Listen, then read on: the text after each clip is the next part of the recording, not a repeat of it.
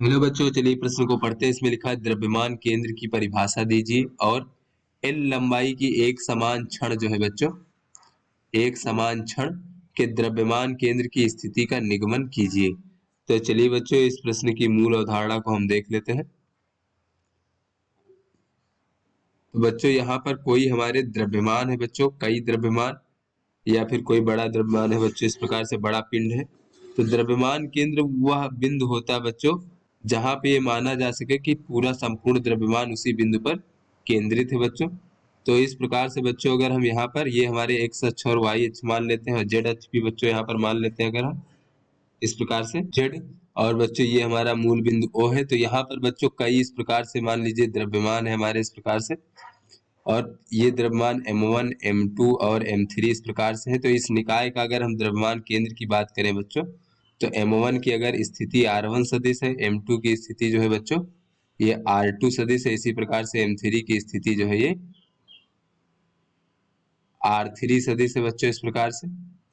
तो यहाँ से द्रव्यमान केंद्र की स्थिति सदिश RCM बराबर होता है M1 R1 सदिश धन M2 R2 सदिश बच्चों धन M3 R3 सदिश और भागे बच्चों M1 धन M2 धन M3। तो इस प्रकार से बच्चों देखें तो द्रव्यमान केंद्र जो होता है ये एक प्रकार से द्रव्यमान केंद्र की जो स्थिति होती है वो द्रव्यमान की औसत स्थिति होती है बच्चों, इस प्रकार से। तो चलिए बच्चों अपने प्रश्न को हल करते हैं और यहाँ पर कहा जा रहा है कि द्रव्यमान केंद्र की परिभाषा दीजिए। तो यहाँ पर बच्चों हम देख लेते हैं कि द्रव्यमान केंद्र की परिभाषा क्या हो सकती है। तो बच्चों हम कह सकते हैं कि किसी पिंड या पिंडों के निकाय, किसी पिंड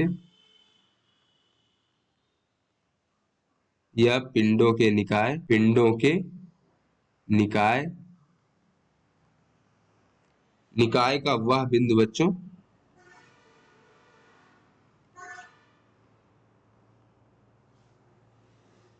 जहां उस पिंड या निकाय के संपूर्ण द्रव्यमान को, जहां उस पिंड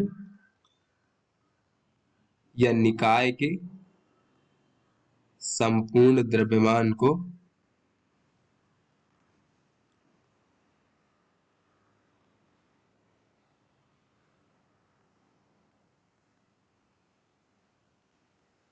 केंद्रित माना जा सकता है।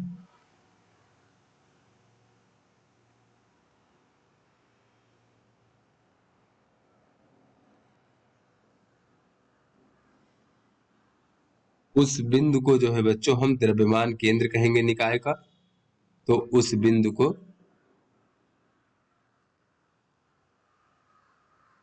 द्रव्यमान केंद्र कहते हैं।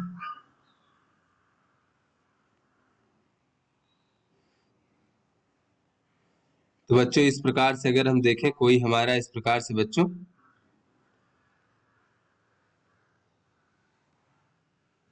इस प्रकार से मान लीजिए कोई बहुत बड़ा पिंड है बच्चों, इस प्रकार से। तो यहाँ पर एक हम बहुत छोटा सा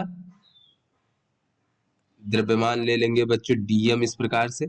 और इस DM की जो स्थिति सदिश हो जाएगी बच्चों इस प्रकार से, वो अगर R है बच्चों इस प्रकार से, तो यहाँ पर इसका द्रव्यमान केंद्र की स्थिति सदिश बच्चों ज्ञात करने के लिए इस प्रकार से हम ये जो RDM है बच्चों इस प्रकार से, तो इस प्रकार से संपूर्ण पिंड के लिए इस प्रकार से समाकलन कर देंगे और भागे बच्चों संपूर्ण पिंड का द्रव्यमान इस प्रकार से समाकलन DM। तो इस प्रकार से हम बच्चों ज्ञात कर सकते हैं अगर हमारा द्रव्यमान वितरण सतत हो इस प्रकार से।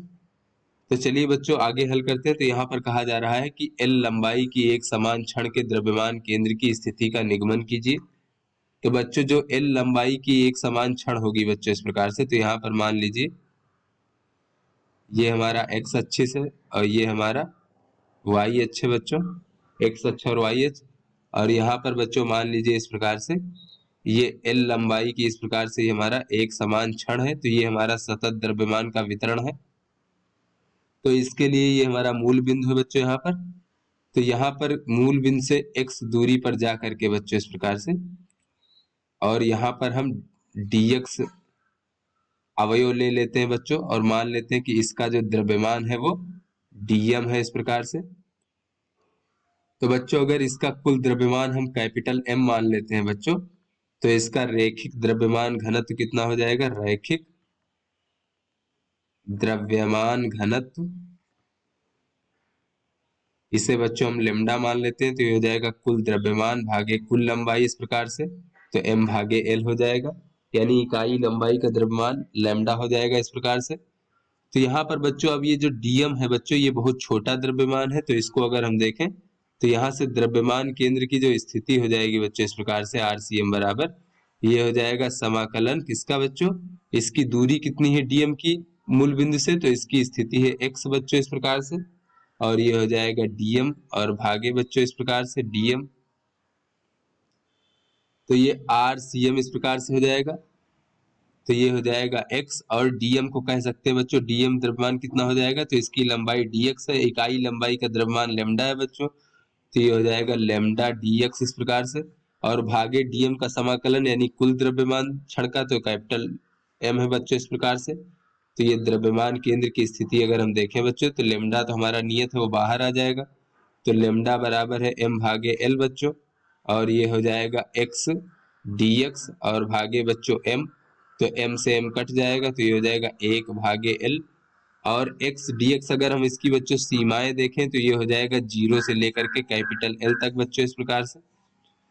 तो यहाँ से बच्चों अगर हम देखें तो x dx का समाकलन हो जाएगा x का वर्ग बटे 2, और ये 0 से लेकर के L तक, तो यहाँ पर सीमाएं रखने पर ये हो जाएगा 1 भागे L और गुणे L का वर्ग बटे 2, तो बच्चों 1 L से 1 L कट जाएगा, और यहाँ पर ये हमें द्रव्यमान केंद्र की स्थिति जो है बच्चों इस प्रकार से हमें प्राप्त हो जाएगी बच्चों।